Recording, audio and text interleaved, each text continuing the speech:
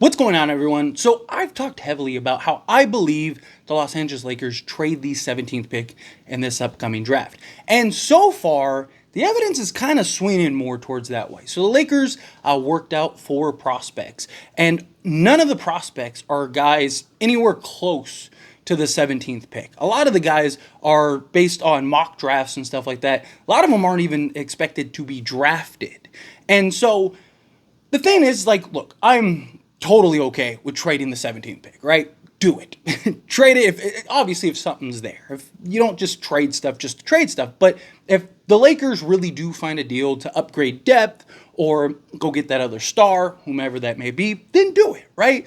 Whatever you can do to get the better, more proven piece now, right? Could you get lucky and hit somebody on 17? Sure, right? I mean, it happens, but it's also a crapshoot. And a draft that is expected to be very thin and is even more of a crapshoot than it is in other years, right? So now there's always that outlier player, right? There's always that guy that no one saw coming, or, you know, the guy that becomes a star and you look back and go, man, like that guy was the 15th pick or whatever, right? Or the 17th pick in the Lakers case.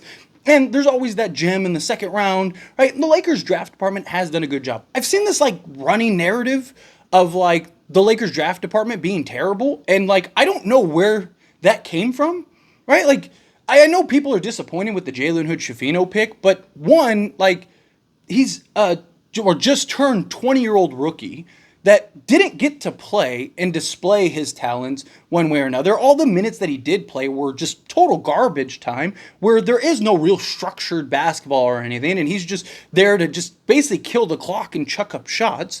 But you look at him in the G League, and he completely tore up the G League. Now, I get it's the G League, but again, he's a 20-year-old rookie. Right? I just don't know how you can come to a conclusion on a player when we haven't even seen him play in his rookie season. Right? Like, think of how many. I mean, if Giannis or Joker were looked at in their first year, people would be like, get rid of this guy. Like, it's just, to me, I believe it's just a blatant overreaction. And I get people see Jaime Jaquez, see Cam Whitmore, but Cam Whitmore fell because of injuries and character issues. And Jaime Jaquez, I don't think people understand, he's already 23, going to be 24 next season. Like, Jalen Hood-Schifino just turned 20. Right? So he could literally just develop for the next 4 years and be the age that Jaime Jaquez is right now. So I don't know. I just, chances are the Lakers probably trade him regardless too, but I just don't know how you come to that conclusion. And then you look at the rest of the league, and it's like Josh Hart, Larry Nance Jr., Ivica Zubac, right? You have, Jaden McDaniels, the Lakers drafted, DeAndre Hunter, the Lakers drafted. Then you look at like, Julius Randle, Brandon Ingram, right? Alex Caruso, Austin Reeves, right? I know they were undrafted, but still, like, that was the scouting department going, this guy's really good, right? So, again, patience is key, but to me, if you can get the more proven guy, like if you can turn the 17th pick in whatever else into a DeJounte Murray, I would rather you do that, right? Because even if the player you draft eventually becomes DeJounte Murray, it's going to be past this window more likely than not, right? So to me, it's just, okay, trade it. But in the same breath, it's like, I think you still got to do your due diligence, right? I think you still got to at least work guys out and kind of get a feel for guys. Because what if you are, or you have to draft it, right? Now, even if the Lakers do draft, like let's say they draft, I don't know, Zach Edey, right? Just use him as an example. I think it's very possible that he ends up getting traded later, right? So like even if the Lakers can't find a deal on draft day, you still have the entire offseason, and then you got into the trade deadline. So again, I still think it's very possible that even if the Lakers do draft somebody, that they end up shipping him out. So don't fall in love with anybody. And even if the Lakers do draft the guy that you want, don't fall in love with that guy because he's probably getting shipped out. But I do think you still need to work guys out that you think may be there at around 17. I think you do need to, again, do your due diligence to put yourself in the best position possible in case a trade doesn't fall through. Or ends up falling through. Or what if you end up, let's say, trading the future picks. Like, let's say you do get a Zach Edey, right? And there is no deal at the moment. and he goes and he looks like everything you want it to be, right? Like, what if you end up deciding, hey, I want to keep that guy. Let's trade the picks that we have, in 2030 and stuff, or 2031 and 2029, right? And use those to go get a guy or two, right? And maybe now, let's say, again, just using the Zach Edey example, let's say you draft Zach Edey, and now you don't need that backup center. What if he is, because I do think he is NBA ready now.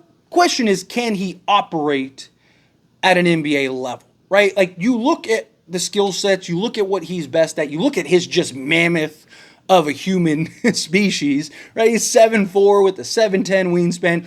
I mean, he has all the tools that you look at and go, that guy could make some noise and wreak some havoc.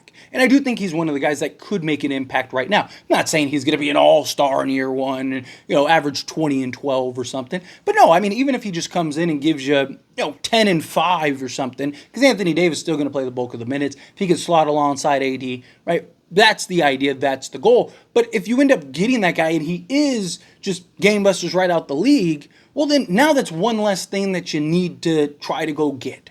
Right? If you get a Zach Edey, maybe now you don't need a Valanciunas, right? Maybe now you're using that mid-level exception or something to go get another piece. Like maybe you're getting a perimeter guy or a wing, or maybe you're trading for an Alex Caruso or something, right? Like, to me, there's a lot of different possibilities and a lot of different outcomes that I think you need to be prepared for. And now look, it's still early. We still got 3.5 weeks or something like that before the draft. So it is very possible that the Lakers start doing their due diligence on the 17th pick as we get closer, right? This was just kind of the first wave of guys.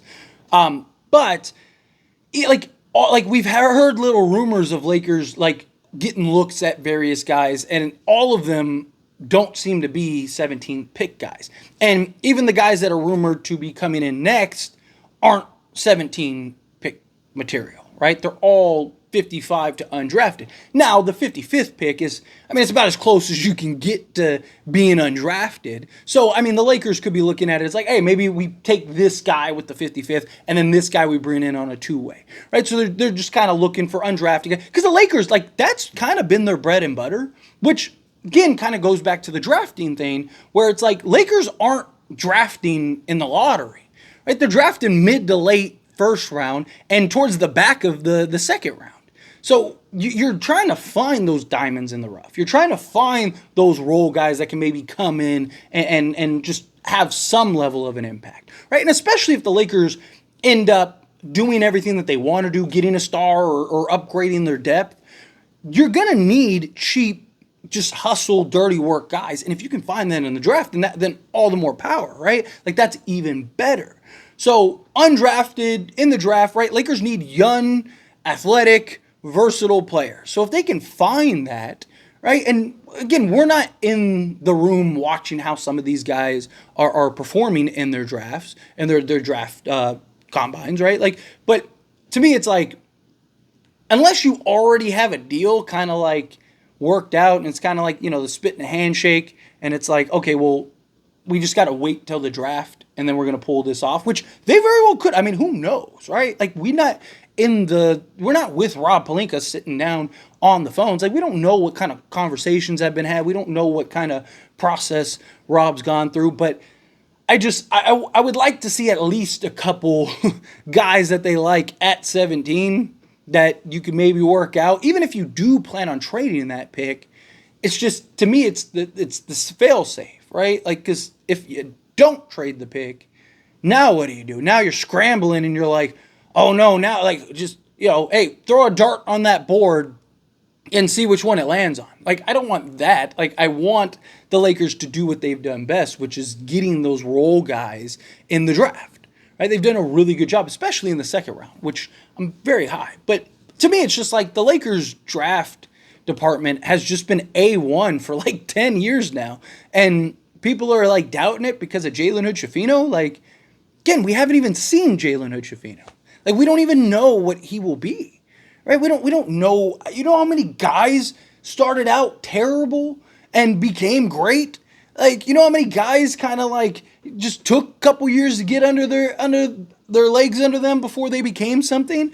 Like, it's not every day that a 20-year-old is just taking over the league, right? I mean, Anthony Edwards has been great since he came in, but he wasn't this, right? It took him a couple years to get there, right? And yeah, he's 22, but again, and I'm not saying Jalen Intrafino's going to be that, but you know, again, even if he's just a quality, just role guy, right? Like, to me, it's just like you got to be patient with these guys. So many people are so quick to write it off because they're seeing Jaime Jaquez tear it up with Miami, and it's like Jaime Jaquez might have not even played if he was a Laker. Like, even if the Lakers drafted him, like going into the offseason, we were looked at as like this incredibly deep team that how are you going to find minutes for guys? Like, is Max Christie and Christian Wood or Cam Reddish going to play?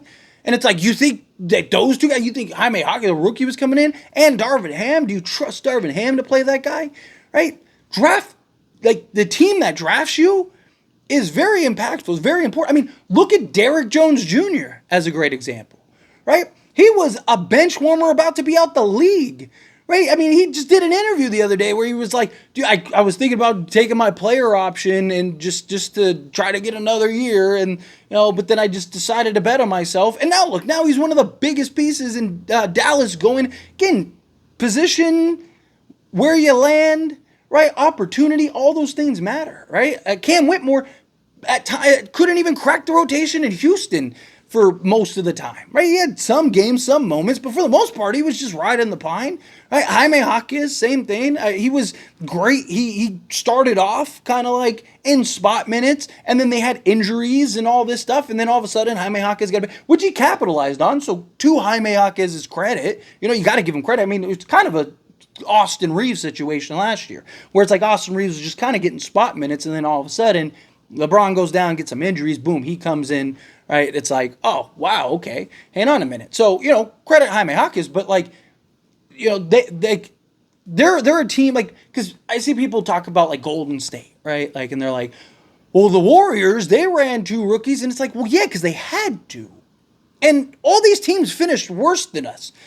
Right? Like, and Miami finished fewer wins in the 8th seed in the East, right? Like, with Jaime Jaquez playing heavy minutes. Like, that's because they had to. They were desperate.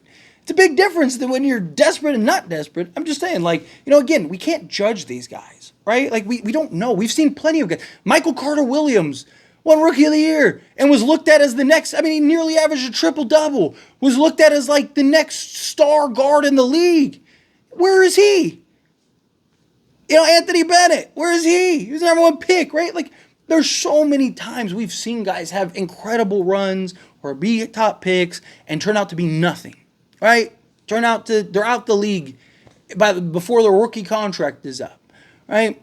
So, again, got to be patient with this. But anyway, my rant is over. For those that stayed till the end, I appreciate you. As always, this is a discussion. I pass a question on you. Let me know your thoughts and opinions down in the comments below. What do you think? How do you feel? What are your thoughts? Do you like the idea of, hey, yeah, do your due diligence, even if you have a trade lined up? Because again, let's say the Lakers today, have it on their whiteboard. Hey, we're trading for X, right? Trading for this player, 17 picks gone. Even if you do, trades fall through all the time. My thing is like, you got to at least do your due diligence. But we'll see. Maybe it happens. Maybe it doesn't. Love to hear your thoughts and opinions. Either way, whether they should, whether they shouldn't, whether they maybe. Again, I feel whatever thoughts, I'd love to hear it. Let me know down in the comments. That being said, if you haven't liked this video, hit that like button. Helps me a lot if you enjoy these types of videos, and I truly appreciate it. Not subscribe to the channel, hit that subscribe button, turn on the bell notifications. Appreciate y'all. See you in the next one. Thank you.